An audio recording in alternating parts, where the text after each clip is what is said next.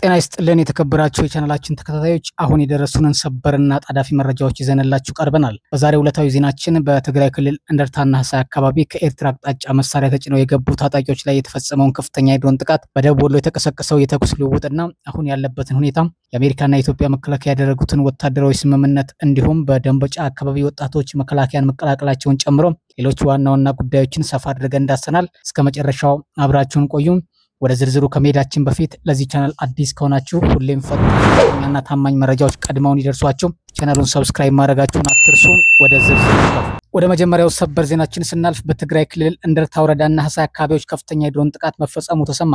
መረጃዎች እንደሚጠቁሙት ከኤርትራ ወሰን አቅጣጫ ወደ ትግራይ ክልል የጦር መሳሪያና ተኩስ አዘጋጅተው የገቡ ታጣቂዎችን አልሞ የተቀናጀ የድሮን ጥቃት ተፈጽሟል። ጥቃቱ በትግራይ በህሳይና በእንደርታ ወረዳ ቀዳማይ ወያኔ ቀበሌ ደንዳራ ወይም እንዳ አያና በተባለ ስፍራ ነው የተካሄደው። በትናንትናው ምሽትና በዛሬው ዕለት ማለዳ በተሰነዘረው በዚህ የድሮን ጥቃት መሳሪያ በጫኑ አሽከርካሪዎችና በቦታው በነበሩ ታጣቂዎች ላይ ከፍተኛ ጉዳት የደረሰ ሲሆን የመሳሪያና የተኩስ ቁሳቁሶች ፍንዳታ ለረጅም ሰዓታት ሲሰማ እንደነበር ተገልጿል። ይህ ክስተት በቀጣይ አካባቢውን ወደ አዲስ ውጥረት እንዳይከተውና ኤርትራንም ሊያካትት የሚችል ሰፊ ግጭት እንዳይቀሰቀስ ከፍተኛ ስጋት ደቅኗል።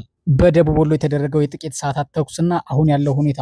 ወደ ሁለተኛው ዜናችን ስናልፍ በደቡብ ወሎ ምዕራብ ወረዳዎች በመቅደላ በተንታና በደላንታ አቅጣጫ ሲካሄድ የነበረው ተኩስ በአሁኑ ሰዓት መቆሙ ተገለጸ። ዛሬ ማለዳ የተጀመረውና ለ3 እና 4 ሰዓታት ያህል የተዘለቀው ከባድ የተኩስ ልውውጥ ከቀኑ 4 ሰዓት በኋላ ሙሉ በሙሉ ረግቦ አካባቢው ወደ መደበኛ እንቅስቃሴ መመለሱ ተስፋፍቷል። በመቅደላ ከተማና በተንታ ወረዳ ቆላማ አካባቢዎች የድሮን ድምፅና እንቅስቃሴዎች ይታዩ እንደነበር የተጠቀሰ ሲሆን ምንም እንኳን በአሁኑ ሰዓት ጦርነቱ ቢቆምም በአካባቢው አሁንም የወታደራዊ ስጋትና ውጥረት ማንዣበቡ አልቀረም። ወደ ሶስተኛው ዜናችን ስናልፍ የአሜሪካ ዲፌንስ ቡድን ከኢትዮጵያ ሀገር መከላከያ ሰራዊት ጋር በመተባበር ስልጠናና የሰላም ማስከበር ስምምነት መተግበር ጀምሯል። ከአሜሪካዋ ሮድ አይላንድ የመጣ ወታደራዊ ቡድን በኢትዮጵያ የሰላም ማስከበር ማዕከል በመገኘት በሰብአዊ መብቶች ጥበቃ፣ በዓለም አቀፍ ወታደራዊ ሕጎች አከባበርና ሰላም ማስከበር ተልዕኮች ዙሪያ ስልጠና መስጠት ጀምሯል። ይህ በሁለቱ ሀገራት መካከል የተደረገው የሁለትዮሽ ወታደራዊ ትብብር የኢትዮጵያ መከላከያ ሰራዊት በቀጠናው ሰላምና ጸጥታ ለማስከበር ያለውን ሚና የሚያጠናክር እንደሆነ ተገልጿል።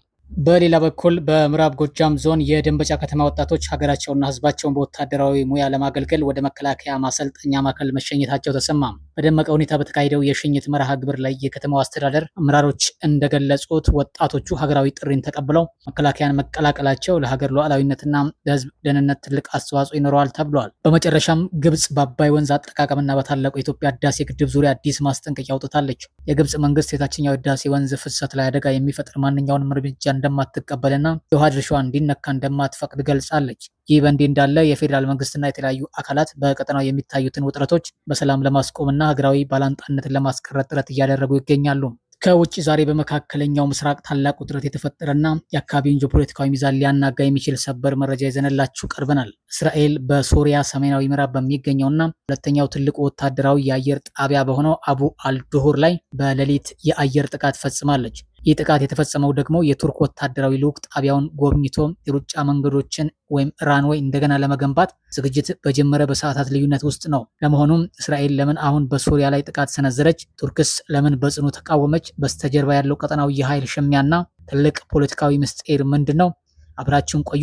ዝርዝር ትንታኔውን እናቀርብላችኋለን። በደረሱን የቅርብ ጊዜ መረጃዎች መሰረት የእስራኤል የጦር ጀቶች በሶሪያ አድሊብ ግዛት የሚገኘውን አቡ አልዱሁር ወታደራዊ የአየር ጥቃት በ8 ሚሳኤሎች ደብድበዋል። ጥቃቱ በአየር ማረፊያው የሩጫ መንገዶችና የመሳሪያ መጋዘኖች ላይ ከፍተኛ ውድመት አድርሷል። ነገር ግን የዚህ ጥቃት ዋና ምስጢር ያለው በሰዓቱ አቆጣጠር ላይ ነው። ጥቃቱ ከመፈጸሙ ከጥቂት ሰዓታት በፊት የቱርክ ወታደራዊ ልዑካንና የተሽከርካሪዎች በቦታው ተገኝተው የአየር ጣቢያውን መልሶ ለመገንባትና የሶሪያን ወታደራዊ የአየር ኃይል አቅም ለማደራጀት ቅኝት አድርገው ነበር። የቱርክ ቡድን ቅኝት አድርጎ እንደወጣ የእስራኤል የሰላይ አውሮፕላን በአካባቢው ሲያንዣብብ አድሮ ጎ ሲቀድ ጥቃቱ ተፈጽሟል። ይህ የሚያሳየው የእስራኤል የቱርክን እንቅስቃሴ በቅርብ እንደምትከታተልና ጥቃቱ ለሶሪያ አዲስ መንግስት ብቻ ሳይሆን በቀጥታ ለቱርክና ለአንካራ ለተላከው አካል የተላከ ጥብቅ ማስጠንቀቂያ መሆኑን ነው። እስራኤል ለምን ሶሪያን ለማጥቃት መረጠች? እስራኤል በሶሪያ ላይ የአየር ጥቃት የምትሰነዝርበት ዋና ዋና ምክንያቶች አሏት። የኃይል ሚዛን አለመቀየር። የአሳድ ከተወገደ በኋላ እስራኤል በሶሪያ የሚገኙ የረዥም ርቀት ሚሳይሎችን፣ የአየር መከላከያ ስርዓቶችንና ወታደራዊ የአየር ጣቢያዎችን ስትደመስስ ቆይታለች። ሶሪያ እንደገና ጠንካራ ወታደራዊ አየር ኃይል እንዳይኖራትና በአካባቢው ለተቃዋሚዎች ወይም ለኢራን ደጋፊዎች ምቹ እንዳትሆን ትፈልጋለች። ሁለተኛ የቱርክ ተጽዕኖ መስፋፋት ስጋት። እስራኤል አንካራ ሶሪያን የራሷ ሞግዚት ለማድረግና የራሷን ወታደራዊ ተጽዕኖ ለማስፋት የምታደርገውን እንቅስቃሴ በአስጊነት ታየዋለች። ቱርክ በሶሪያ አየር ማረፊያዎችን እንድትገነባና በሶሪያን ሰራዊት እንድታጠቅስ አትፈልግም። የቀይ መስመር መልእክት። እስራኤል በድንበሩ አቅራቢያ የሚካሄድ ማንኛውንም አዲስ ወታደራዊ እንቅስቃሴ እንደ ቀጥተኛ የደህንነት ስጋት ስለምትቆጥረው አስቀድሞ የመምታት ስትራቴጂን እየተጠቀመች ይገኛል። ታዲያ የቱርክ አስተያየትና ተቃውሞ ምንድን ነው? የቱርክ ፕሬዝዳንት ረሲፕ ጣይር ኤርዶጋን እና የውጭ ጉዳይ መስሪያ ቤታቸው የእስራኤል ድርጊት በጽኑ አውግዘዋል። ቱርክ እስራኤልን የመካከለኛው ምስራቅ ዋነኛ ስጋትና የቀጠናው አረጋጋጭ ያልሆነች ሀገር ስትል ጠርታለች። ቱርክ ለምን ተቃወመች? ቱርክ በሱሪያ አዲስ ለተመሰረተው አስተዳደር ወታደራዊና ፖለቲካዊ ድጋፍ በመስጠት በቀጠናው ትልቋ ኃይል መሆን ትፈልጋለች። የእስራኤል ጥቃት የቱርክን የጂኦፖለቲካ እቅዶችና የሶሪያን መልሶ የመገንባት ጥረት በቀጥታ የሚያደናቅፍ በመሆኑ አንካራ ጥቃቱን እንደ ንቀትና የቁጣ ማነሳሻ አድርጋ ነው የቆጠረችው። በአሁኑ ሰዓት በሶሪያ መሬት ላይ በእስራኤልና በቱርክ መካከል ቀጥተኛ ያልሆነ የምስጢር ጦርነት ወይም ፕሮክሲ ቴንሽን እየተካሄደ ይገኛል። በአጠቃላይ በሶሪያ አቡ አልዱሁር የአየር ጣቢያ ላይ የተፈጸመው ጥቃት ቀላል የቦምብ ድብደባ ሳይሆን በቱርክና በእስራኤል መካከል የሚደረገው ለታላቅ የኃይል ሽሚያ ግልጽ ማሳያ ነው። ጥቃቱ በመካከለኛው ምስራቅ አዲስ ውጥረት እየተፈጠረ ሲሆን ሁኔታዎች ወዴት ያመራሉ የሚለው በጉጉት የሚጠበቅ ይሆናል። ስለ ጉዳዩ ያላችሁን አስተያየት ኮሜንት መስጫ ሳጥኑ ላይ አስፍሩልን። በሌላ ዜናችን የጃፓንና አውስትራሊያ ታሪካዊ የጦር ስምምነትና በቻይና ላይ የደቀኑት አዲስ ስጋት። ጃፓንና አውስትራሊያ የመከላከያና የደህንነት ትብብራቸውን ወደ ላቀ ከፍተኛ ደረጃ ለማድረስ ታሪካዊ ስምምነት ተፈራረሙ። በስምምነቱ መሰረት ጃፓን በሚቀጥሉት 10 ዓመታት ውስጥ እጅግ ዘመናዊና ፈጣን የሆኑትን ሃይፐርሶኒክ እና ሌሎች የረጅም ርቀት ድንበር ተሻጋሪ ሚሳይሎቿን በአውስትራሊያ የጦር ልምምድ ቦታዎችና ማስወንጨፊያዎች ላይ ለመሞከር አቅዳለች። ከዚያም በተጨማሪ ሁለቱ ሀገራት አደገኛ የሆኑ ወታደራዊ ስጋቶችን አስቀድሞ ለመለየትና ለመከላከል የሚያስችል ዘመናዊ በሌዘር የተደገፈ የመቃኛ ስርዓት በጋራ ለማልማት ተስማምተዋል። ሁለቱ ሀገራት ለምን ይህንን ስምምነት ማድረግ ፈለጉ? ይህ ወታደራዊ ስምምነት በቀጠናው እየጨመረ የመጣውን የቻይናን ዘመናዊ የጦር አቅምና ወታደራዊ የበላይነት ለመግታት እየታለመ ነው። ጃፓን በቆዳ ስፋቷና በሕግ ገደቦች ምክንያት ትልልቅና የረጅም ርቀት ሚሳይሎችን የምትሞክርበት ሰፊ የመሬት ስፋት የላትም። በአንጻሩ አውስትራሊያ ሰፊ፣ ገለልተኛና ለእንደነዚህ አይነት ከፍተኛ የጦር መሳሪያ ሙከራዎች ምቹ የሆኑ ግዙፍ የበረሃና የጦር ቀጠናዎች ባለቤት በመሆኗ የጃፓን ተራማጅ የጦር ፕሮግራሞች ተስማሚ ቦታ ሆናለች።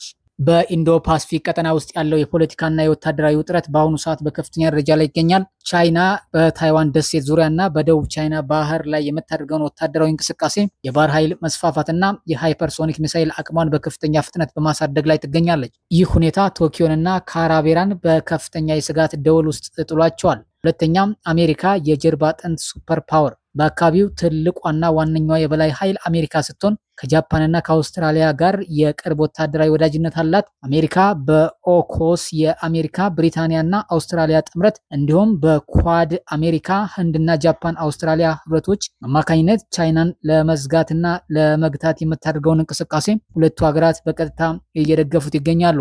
ሶስተኛ ሰሜን ኮሪያና ሩሲያ። ከቻይና በተጨማሪ የሰሜን ኮሪያ ተደጋጋሚ የኒውክሌርና የባሊስቲክ ሚሳኤል ሙከራዎች እንዲሁም የሩሲያ በምስራቅ እስያ ባህር ላይ የምታደርገው እንቅስቃሴ የጃፓንን ደህንነት አደጋ ላይ ጥሎታል። ስምምነቱ የሚፈጥረው ተጽዕኖ።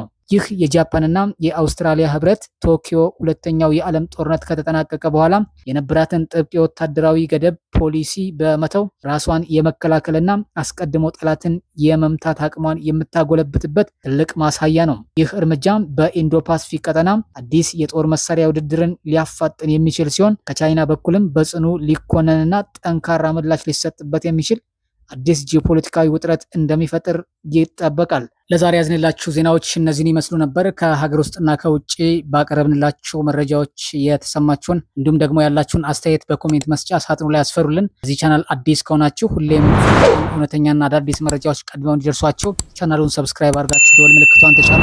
ሌላ መረጃ እስከምንገናኝ ድረስ መልካም ጊዜ